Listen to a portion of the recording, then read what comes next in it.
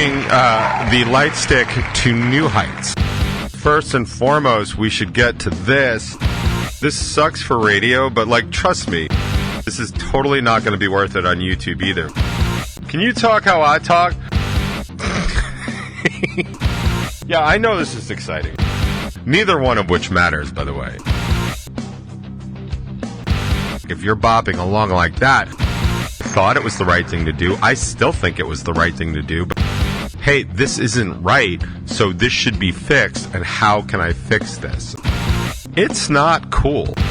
If he's making that much money off of Tesla, aren't you overpaying for Teslas?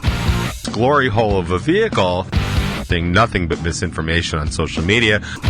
I just cannot believe how dumb they are. You're just not smart enough to understand what the rest of us are trying to do. Hard Rock Lunchbox.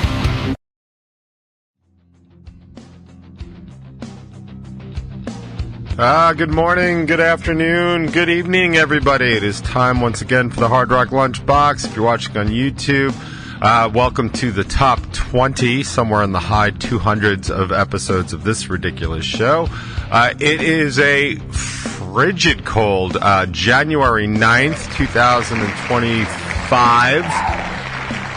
The 5 is going to take some doing. I did see a post or something about how weird a mathematical number 2025 is. I did not get a chance to look into it. I thought that would have been interesting, but don't worry.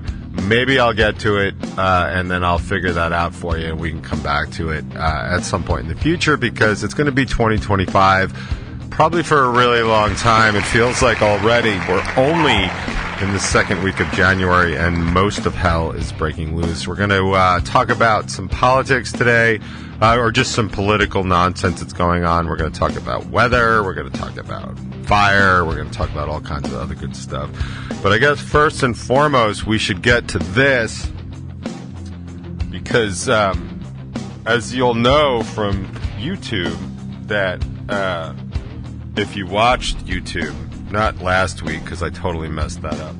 But if you watched the YouTube one of my unboxing and the new segment, let me get this, new segment, there it is,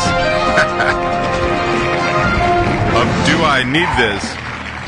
You'll know that you'll remember that Kaz got me a new Lightstick specifically for the show. So I forgot to set it up today, because honestly it's running a little bit late, and there's really not much to it. So I'll just do it while I'm on the air, because honestly, who cares? I'll turn off that light. Now I do need to figure out if it should be like here, and I can look like Geordie LaForge from Star Trek Next Generation, or if it should be like above, like. I know this sucks for radio, but, like, trust me, this is totally not going to be worth it on YouTube either, because this is creating, like, a cool little effect going across the top. And honestly, what this show lacks terribly is any visual aids. But technically, it's a stick with a stand, so it really is not meant to go horizontally like that. Although that would be very cool. I might try and figure out a way just to mount it like this, because that won't be distracting at all. Or it could be here. Although, you know what? I do have a setting. Hang on. Now, I know this is exactly what you tuned into, but I do tuned in for. But I do remember seeing a setting that, if you just sit, just hang with me a second here, good people, good party people. So I can set it, there's a rhythm setting. I can use the microphone. So,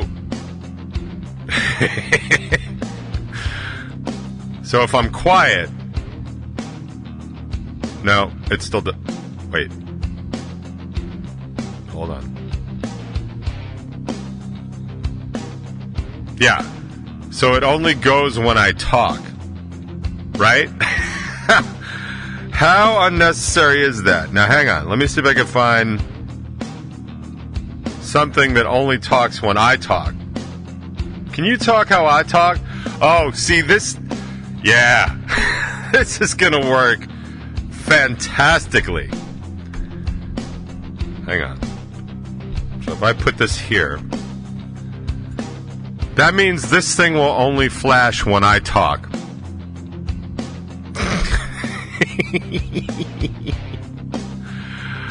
This, yo, I might be onto something here. Because I will tell you, it doesn't take much to entertain me, but this is entertaining. Now, should it go on the floor, though? Hang on. Nope, see that? I feel like it needs to be here. Didn't I go through this last week or last time? Like, it needs to be on something.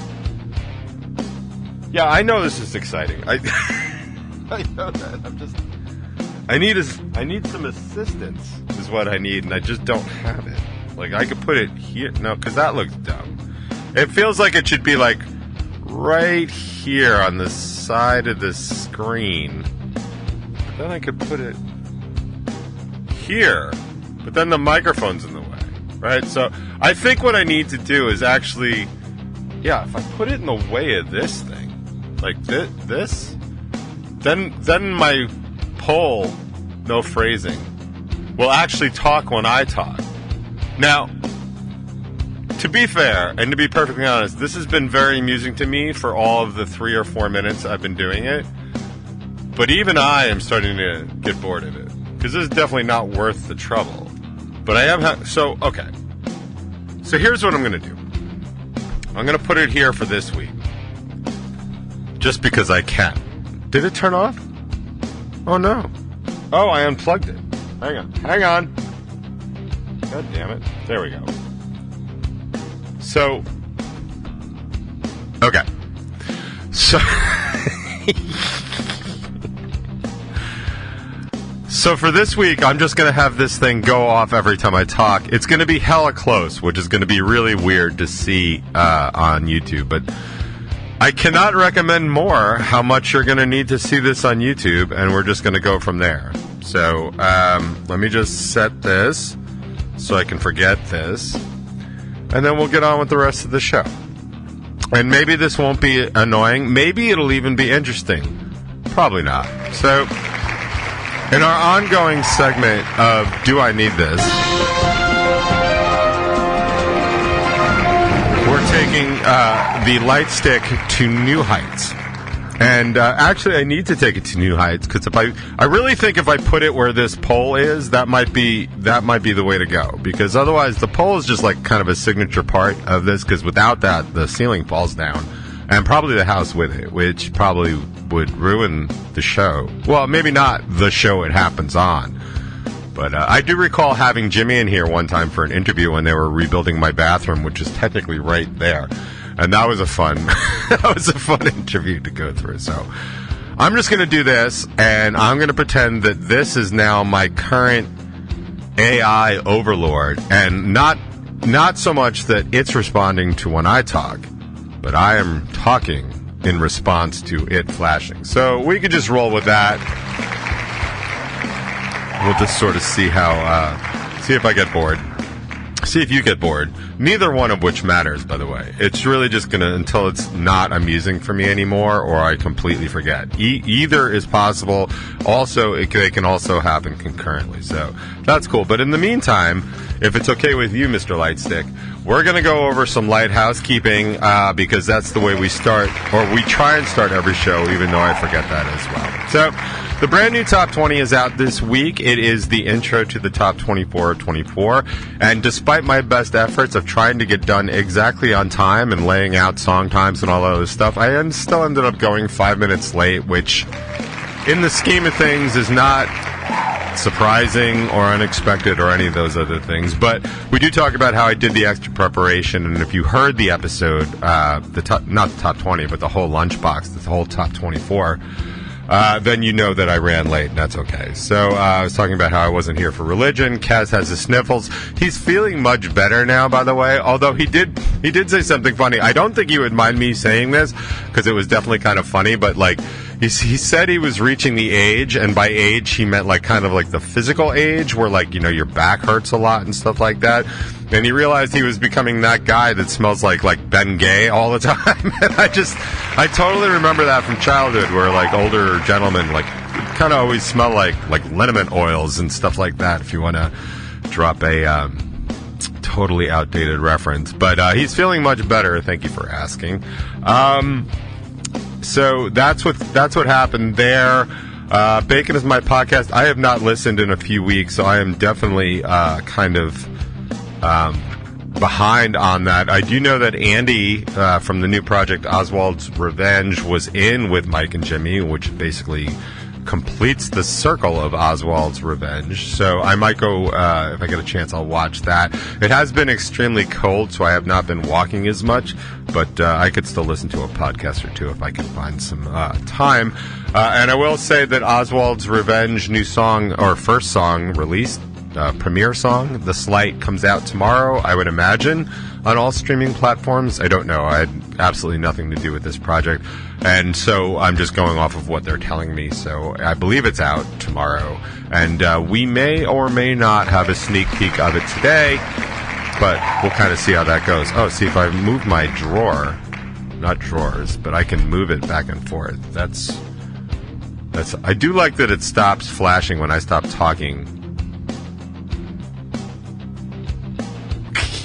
which means it's probably never going to stop flashing. But that's okay. I'm having fun with it for now, and hopefully you are too.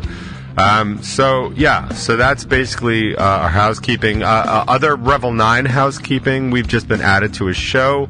We're going to be playing at Amityville Music Hall on February 7th. It's a Friday night. We're actually going to be playing fairly early, I think at like the 9 o'clock hour, which is just perfect for me, honestly, on a Friday. A lot of our Friday shows, we end up closing, or we're direct support or whatever. And honestly, I don't even know what the hours are at AMH anymore. I know they tend to end early because they do like after party shows, or at least I heard that. I think I heard that from Julia or Joey from Neon Skyline. I'm not exactly sure what's going on in there. I have not set foot in there since I had my big fight with the former manager. By the way, I thought it was really interesting and telling, I guess, of me, because I didn't feel like I was getting any support from the musical community at all about not playing there because of how poorly bands were being treated, which is not surprising.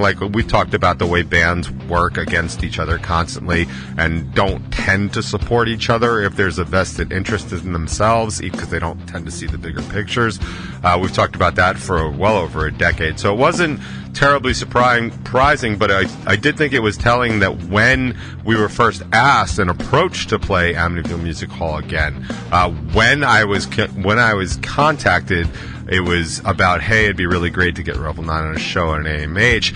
And in the exact same paragraph, not a new line, nothing, the same run-on sentence, it said, also, that person isn't working there anymore, because they knew that I wasn't going to play there, even though I had kind of softened my stance on it since the rebuild and obviously the loss of other venues to play. So I had already been leaning towards tucking my tail between my legs and going back there anyway. So it just kind of worked out, and maybe that's the universe telling me, hey, you letting go of this particular thing allows the universe to let go of all these other things. I don't really know. I really do try and subscribe to that kind of philosophy more and more lately, but it's really hard to just take those leaps of faith, because the universe does what it's going to do, and all you can really do is be open to what the universe is making available to you. Now, that's something I've been subscribing to for a long time, and I do tell people that are struggling in whatever they're doing to maybe look to that. There's a whole lot of stuff in the laws of attraction and stuff where if you just leave yourself kind of open to the possibilities, then those possibilities will arrive for you, and you just need to be able to receive them. Now, there are people that are definitely more fine-tuned to that particular skill set. I am not one of them, so it's always a struggle for me, but I have tried to find places where that works in my direct life, and I have found some solutions through that. And one of the simplest, and I think I've talked about this, but one of the simplest is whenever we're working on something, in the band and stuff, most, upper 90% of the music that funnels its way through Revel 9 is stuff that I kind of create completely on my own. There are things that Kaz writes, and then I'll write with him, to move it across the finish line. There's been a song or two that Tony has started, and I've done the exact same process. But for the most part, I just write kind of isolated in my own space here. I tend not to play well with others so much these days, which is completely my fault and a result of my trajectory into songwriting. I used to only ever co-write. I never wrote songs all by myself until kind of like halfway through the G. Davy period, and there were big tectonic reasons for that to happen too. But currently, when I write a song, I usually write it in isolate, basically in this chair, in this setup. So what happens is I'll write things that totally make sense to me because I'm writing them and I feel the big picture and stuff like that, all that other hippy-dippy nonsense. But then I'll bring it to the band and there'll be like a turnaround or a phrasing or something that somebody can't get. Now, more often than not, it's my drummer that can't get it because rhythmically speaking, I don't always see things the way other drummers do. Now, I was a drummer for years and have, drummed, like actually drummed, like I did all the drums like on the Reality Crush and stuff like that. So like I am capable of doing the job. I am by no means a great drummer. If anything, I am a steady drummer. But I do like simple time changes and stuff. Like if you listen to a lot of the stuff that I grew up listening to, my formative years, like you'll start hearing weird timings and stuff like that. Like a lot of 5/4 stuff, even like 7/4 stuff. And sometimes that stuff just makes sense to me, but it doesn't necessarily make sense to somebody else. So in those places where I used to just force my band, not even these guys, but force my band to play exactly what I had put down because I put it down and that's the way it went, now I actually take note of those things. So if you look at it in a very simple way, like musically speaking, so if I'm trying to get something through that even my band members are struggling to understand the why and the how of all that, then it's probably something that maybe everybody else will have trouble or struggle with understanding why that is. We've all been in the audience, right, for a show where either by design or by accident there's a beat that just throws you off. Like if you're bopping along like that and all of a sudden you're in a weird, change. And a lot of prog rock does that. It's very hard to tap your foot to good prog rock, right? Because it just constantly changes. Well, that pops you out of your zone. For me, it's all about sort of the hypnotic movement. Like if you can find that sort of groove that you just kind of stay in, that's what I want for the audience. So if I'm doing something that's more difficult and more challenging for my band, it's probably going to be challenging to the audience. So I take that as a sign that this probably isn't as smooth as it should be, and it probably isn't the correct part. So I will let that go, and I would see what is naturally flowing here. Now, if you extrapolate that out to like the way you live your life in the universe, if you're struggling down a particular path, like maybe you shouldn't be on that path, or maybe you need to change up the way you're traversing that path. And if you get to like bigger life things, I've had that conversation with myself about like, well, if I'm struggling this hard to kind of get where I want to be in music, then I'm probably not doing it the right way. There's a lot of arguments about trying to do anything in the music industry that have absolutely nothing to do with me, and the way that I'm living my life and walking my path. So there's other caveats in there. But if you just take that sort of principle and you're like, I'm struggling against this particular way I'm doing things. Like maybe there's an alternate way to be doing things. And it's at least worth the conversation and the consideration to do that. And that's kind of all I was really just sort of saying there. And I don't honestly, for the life of me, remember why I started talking about that. I'm sure it wasn't important in the least. Amityville Music Hall. Right, so me like putting up this big Don Quixote level fight against this venue that didn't honestly even know that I exist as a person or a band seemed kind of pointless after a while. Like I was mad and I was standing on principle. I thought it was the right thing to do. I still think it was the right thing to do. But if I'm going to attack this thing solo with nothing but a joust against a windmill, then I'm going to lose. And then what's the point anyway? Like half the reason I was trying to do that was to protect myself and protect other bands. It wasn't necessarily to punish the person that was running AMH or AMH itself. Like, that's never really what it's about. It's about, hey, this isn't right, so this should be fixed, and how can I fix this? And I'm not trying to equate myself to any of the great civil unrest leaders of the years, but that's what civil disobedience looked like. That's what boycotts look like. You know, it's kind of the reason, like, nobody we know should be using, like, AT&T, and nobody we know should be buying Teslas, right? Because it's supporting something that actively works against us, so we shouldn't support that, right? Like, I keep seeing these Cybertrucks, and I gotta tell you, I just laugh a little bit inside every time I see them, because I don't know anyone that owns one, but I can't imagine the person that owns one. That's probably not true. I'm sure I can imagine the person, but I can't. What happens inside? Like, why would you own one? Like, unless you're like a kid, like a child, that like, wow, that's a cool looking car. You know, like I raised 2 boys. Like, I know exactly what that sentiment is, and I suppose if that carries over into adulthood, because it's an interesting thing in the way that, like, some modern art sculptures are interesting things, but, like, it's not cool. Like, it isn't, you know, I mean, I guess that's a subjective statement, but it's not cool. It's kind of ridiculous, and most people, like, laugh at them. Like, I don't know a single person, and this could just be my circle, but I don't know a single person who's like, wow, that's awesome. Right, like, I look at, like, some of the, you know, like the new Toyota, like the Toyota Tacoma, like, it's a pretty badass looking truck. Like a Ford Raptor, that's a cool looking truck. Even the Ford Bronco, the newer ones, the convertible ones, like, those are cool looking vehicles. Like, I think that's less subjective because they are. But this thing just looks like, you know, something you built out of, like, you know, different angles of a triangle, because those are all the parts you have left. And like I say, like, every time I see those things, like, the thought process is, like, Elon Musk is the richest published man in the world, right? Like, and I say that because it was qualified to me recently about how they're probably richer people than that, like, you know, like the Saudi family, but they just don't publish or brag or whatever about their wealth. But it keeps coming back to me that, like, if this dude's main source of income, or let's say half, like, let's say all of his other projects like SpaceX and all the other things are half of his income, but let's just say Tesla is half of his income. If he's making that much money off of Tesla, then aren't you overpaying for Teslas?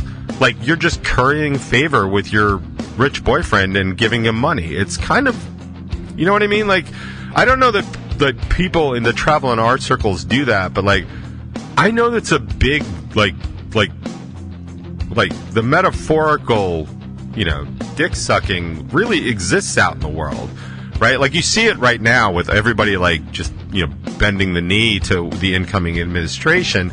Mark Zuckerberg just did it somewhat famously because he's dismantling a lot of the fact-checking that's going on at Meta, and behind the scenes, the people that were involved in that decision have all, well, not all, but a lot have come forward and said, yeah, it's because there's pressing litigation against Meta, not only here in the States, but also internationally, and they're looking to the incoming administration to get away from some of that and get out from under that. So what they're going to do is they're going to throw him a really big bone. Consider that if you wanted to just get somebody to do something that had a lot more money than you, and they really appreciate money, you just give them money. Like, technically, and, you know, I guess maybe technically not a bribe, but, like, subjectively it's kind of a bribe. So I just don't understand why people would overpay for a Tesla just to have the Tesla. I mean, because that's a straight line, right? I would love to hear somebody's direct argument to that. Because if the CEO of a company is making billions, then that company is obviously making those billions to provide those billions that the CEO is making. So if the company is making billions, then they're overcharging for their products, or charging too much for their products, which means the people that are buying them are overpaying. They're paying too much for these products. And why would you do that? Like, just to show off that you have money? Yeah, they could be trophy cars. Maybe they are trophy cars. Maybe they're like, look how much money I have because I can throw away an extra, I don't know, $10 to $20 to $30,000 on this glory hole of a vehicle and just tell everybody how great I am. I mean, that's not uncommon in the human condition, right? A lot of people used to get Gucci before it sucked as a status symbol. So if that's what we're doing, that's fine. But to me, it's just laughable that you have all this extra money and you're going to throw it away, giving it to somebody that has more money than you to what? Be cool like Elon Musk? Like curry favor with rich people? Like, I don't know, man. I just feel like I've never had to be in a dick measuring contest to like prove my kind of worth. Like, I kind of like to stand on my own merits, not like, look what I have, look what I do. Like, I mean, I'm probably wrong. I probably do it in subconscious ways. Maybe as humans, we mostly do it. I have no idea. I just find that to be one of the most egregious ways. And it just, every single time I see and eventually pass a Cybertruck on the parkway, I just laugh a little bit because it's like, it looks like you want to be from the future. And the last spaceship I helped build was for like an 8-year-old child. And that's effectively what I see every time I see somebody driving with it. Unfortunately, I didn't get a chance to talk any of the politics I wanted to, like the taking of the Panama Canal in Greenland and renaming the Gulf of Mexico Gulf of America, also blaming California for not having enough water to put out its forest fires. And now, of course, I'm seeing nothing but misinformation on social media, and I was only on there for about 3 seconds to change my profile photo, which, by the way, is why you never see me on social media anymore. It's just complete, or at least on Facebook, it's completely wasted on me. It's just, I'm seeing just people, I just cannot believe how dumb they are, and they're talking about how politicized all these fires are, while every firefighter and fire official on the ground in Southern California is talking about how they've never seen a collection of the Santa Ana winds doing what they're doing right now. It's like one of those storm of the centuries or 100-year winds and stuff like that, and yet everybody is like, well, this is Gavin Newsom's fault and Biden's fault, when technically it's really everybody that keeps denying climate change, like when Trump pulled us out of the Paris Climate Accords, which I'm sure he's probably going to do again because they don't believe in climate change, which if you just look, you can believe in climate change because it's there, it's happening. You can decide whether or not it's man-made or not, but even if it was man-made, or even if it wasn't man-made, wouldn't you do your best to try and curb it a little bit? I mean, I certainly would, but I certainly wouldn't shout from the rooftops that it's just made up, and because it's not. And you can look at empirical data, and if you're not smart enough to understand that, or distrusting so much that you don't believe in empirical data, then there's really no saving you. But at very least, stay out of the conversation because you're just not smart enough to understand what the rest of us are trying to do. And with that, I should probably shut up and get on to the rest of the show because that's what people pay me for. And by pay me, I mean don't pay me for, and that's cool too. But let's get on to the local block of the Hard Rock Lunchbox. We're going to start with Crash Transit. I don't think that they're a thing anymore. I don't know that indefinite hiatus actually counts for them, but I really have no idea. I haven't talked to Jimmy about it in ages. I certainly haven't talked to Phil about it forever. So I don't know, but I dragged this one when I was like going through the local box here, and I thought this might be good to hear. So here's a little New Order Day from Crash Transit on the box.